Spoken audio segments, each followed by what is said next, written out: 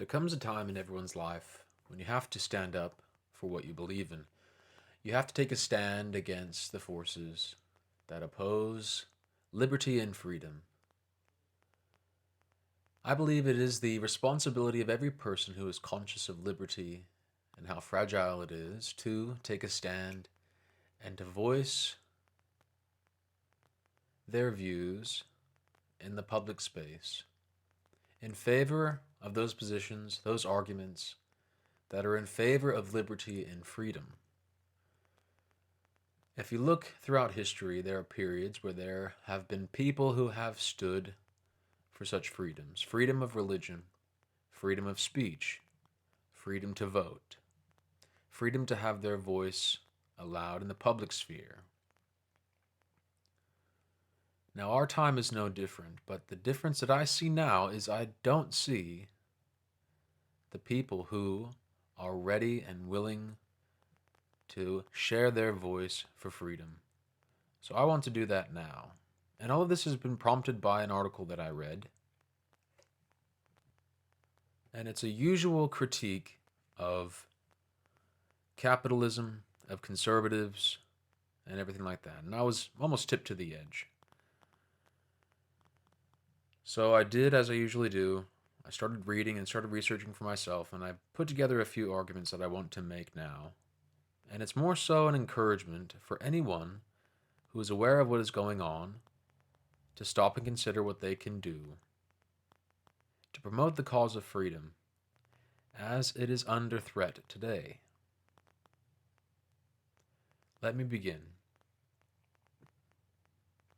I read an article recently that struck me to the core. What struck me most was the loss of the spirit of self-determination that I thought had only struck the once great Britain. The loss of spirit came from the lips of an American man. Now, I'll be the first to criticize the United States for the lack of self-reflection, for the lack of humility that is at times exuded from the culture.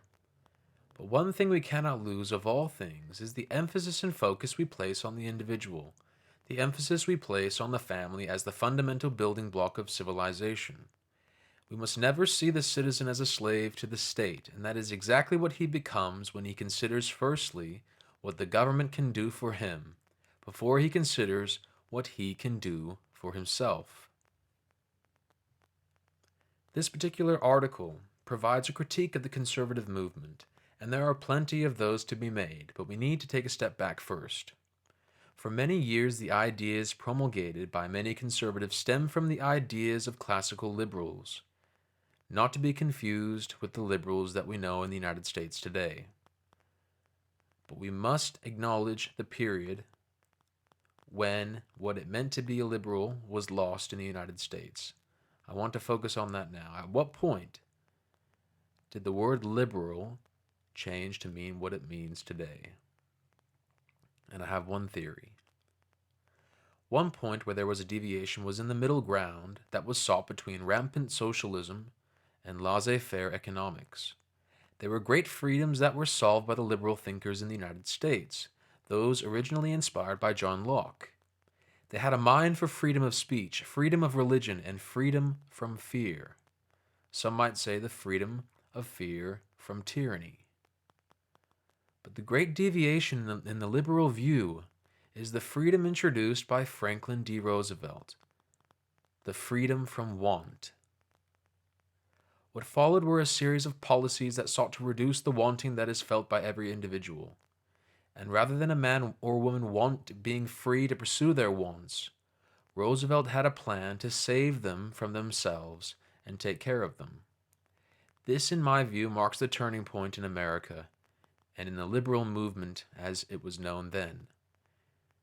The liberal movement in the true sense of the word, meaning of and pertaining to freedom. Enshrined in the Roosevelt Memorial, the four freedoms as proposed by him in a dark time in the United States, 1936, freedom of speech, freedom of religion, freedom from want, freedom from fear.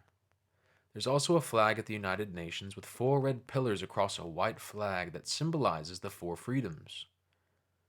Now, as is often the case, it appears to me that Roosevelt was full of good intentions when he outlined the four freedoms, which led to the New Deal he proposed and implemented.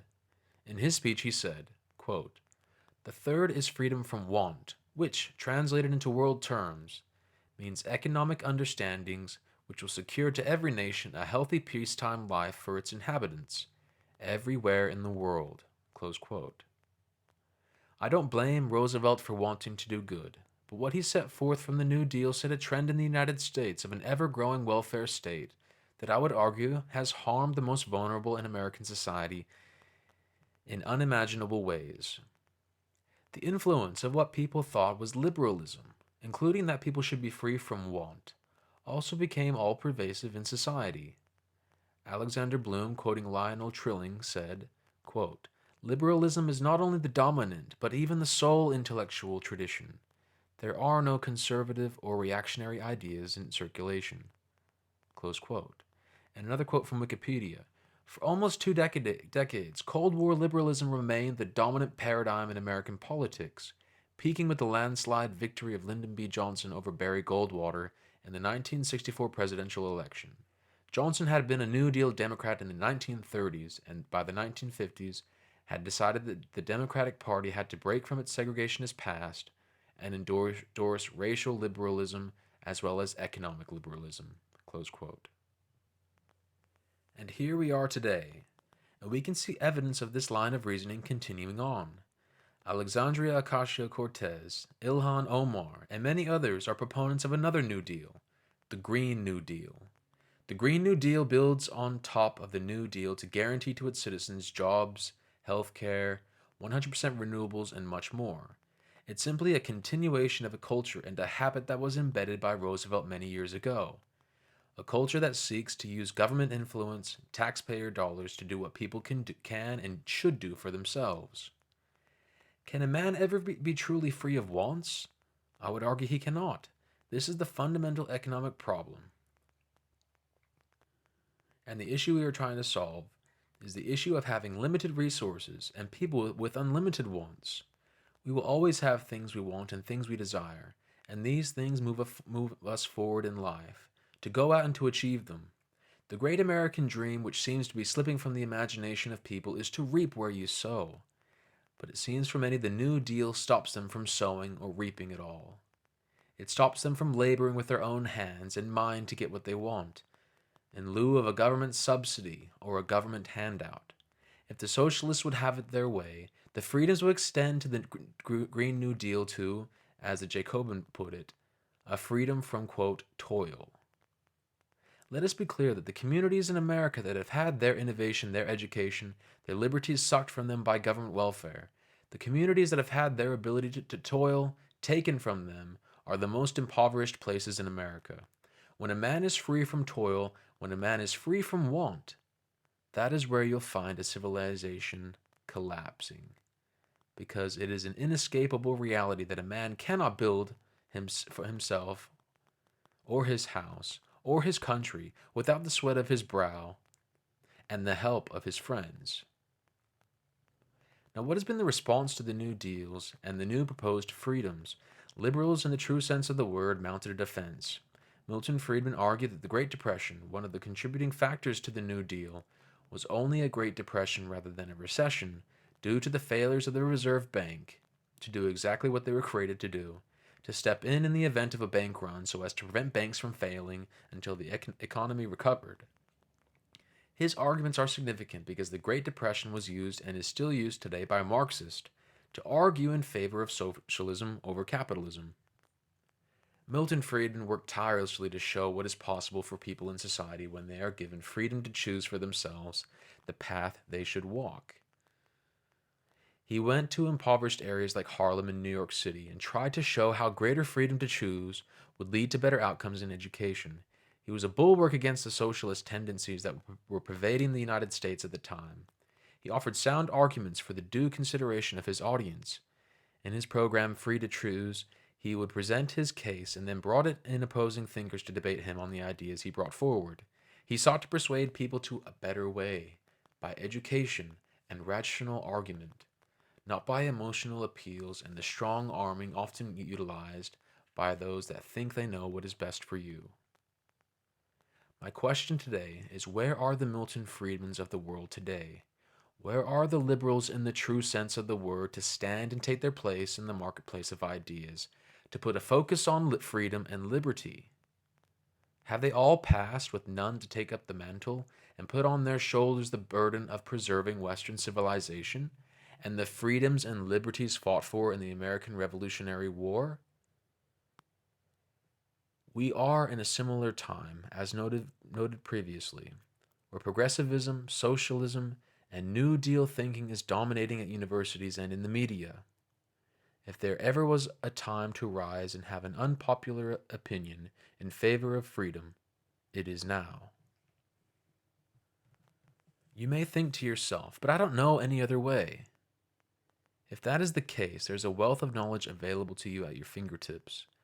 You can read, you can watch and listen to the great liberal thinkers. John Locke, who started it all, to Friedrich Hayek, to Milton Friedman. People are looking for answers to solve our most fundamental questions, and modern conservatism is failing to provide adequate answers to the problems. That is why the socialist argument from the Democrats is becoming so popular. And there is no defense against it that I see that is strong enough to stem the tide. The answers to issues of healthcare, economics, and many others can be found, in my opinion, when there is a solid bedrock of principle to build upon.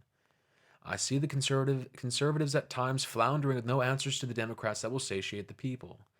Sometimes that answer can and should be for people to sort out their own problems, rather than endless appeals to government to fix them for them.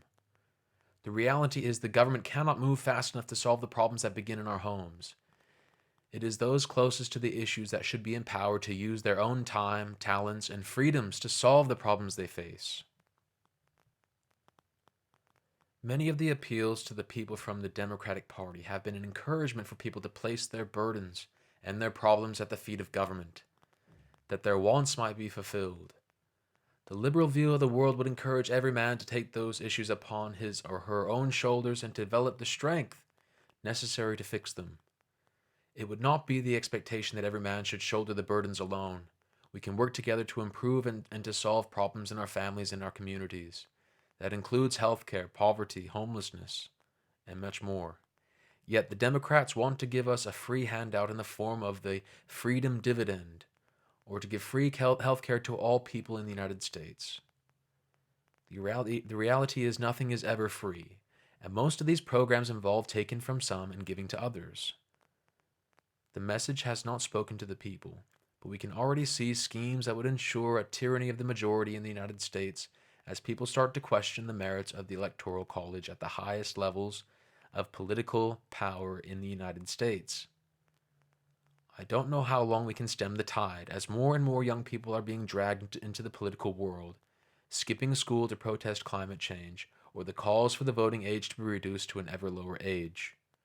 I suspect that younger people in ever-growing numbers will be easily persuaded by the arguments of all these new deals for them. Another appeal from the Democrats is that we might do as other countries do in relation to healthcare.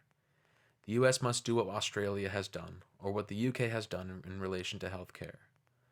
I want to make the case that healthcare in the United States is one of the greatest opportunities to show the world what is possible when the government does not intervene. If we go the path of the UK, of Australia, and of other European countries, it will be near impossible to turn back.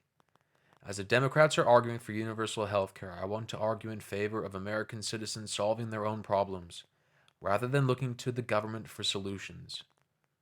I've already outlined some of my arguments against socialized medicine in America, and there are a few other challenges that get me more excited about what is possible in the United States.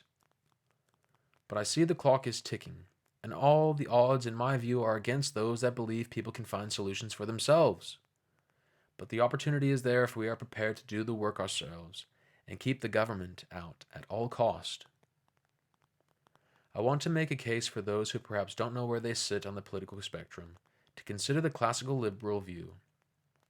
Listen to the arguments of those who have had the courage to take on the giants, the courage to tell the Chinese that their economic woes would be improved if they would only release the stranglehold it had with a government planned economy. Listen to the arguments of those who stood up to the socialists of the time when they dominated the political, intellectual, and social arena. We have the opportunity now to show the world what is possible for free thinking people in the world, not dependent on the government for all of their needs, but people who are willing to shoulder their own burdens and fix their own problems.